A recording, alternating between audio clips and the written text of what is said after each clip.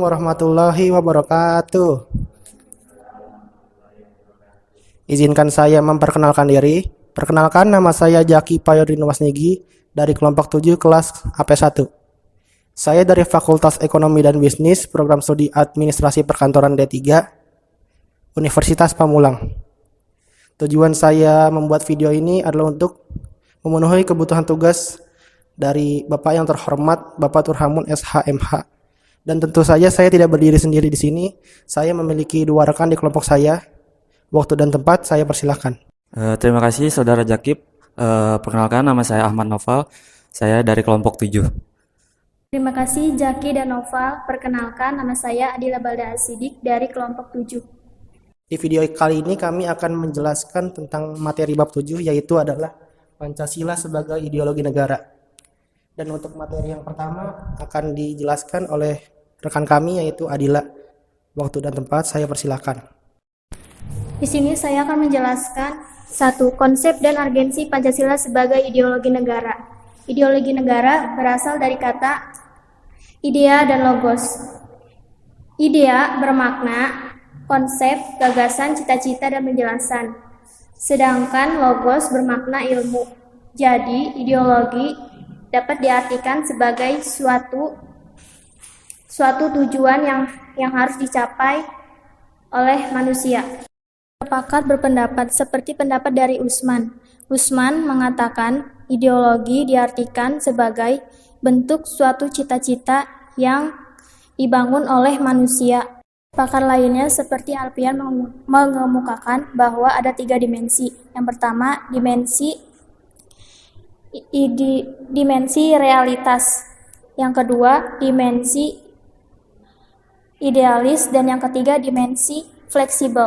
Sekian materi dari saya. Materi selanjutnya akan dijelaskan oleh rekan saya, yaitu Noval. Waktu dan tempat kami persilahkan. Terima kasih kepada Saudara Andila.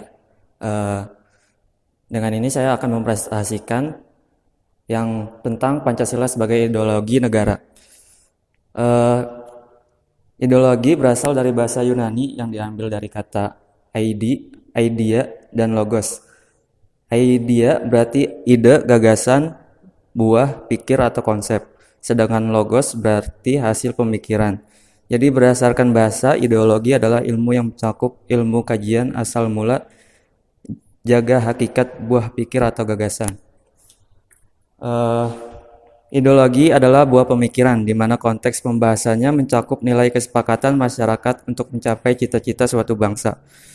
Secara sederhana dapat dicontohkan dengan sebuah identitas yang baik, namun tidak mencerminkan kebaikan dan berperilaku, maka identitas tersebut tidak dapat diakui kebenarannya. Ya, sekian, terima kasih. Dengan ini saya akan melanjutkan kepada Saudara Jaki. Terima kasih Saudara Noval. Di sini saya akan menjelaskan materi bagian yang ketiga, yaitu adalah kedudukan Pancasila dalam kehidupan bernegara. Ideologi Pancasila sesungguhnya sudah mempunyai kedudukan di Indonesia, yaitu ada Pancasila berkedudukan sebagai jiwa rakyat. Keberadaan Pancasila sebagai ideologi negara mempunyai kedudukan yang sangat penting, sebab Pancasila merupakan suatu sistem yang tidak dapat dipisahkan oleh masyarakat dalam menyongsong kehidupan berbangsa dan bernegara. Yang kedua, ada Pancasila berkedudukan sebagai pedoman hidup bangsa Indonesia. Pancasila merupakan ciri khas bentuk akulturasi nilai budaya yang bersumber dari bangsa itu sendiri.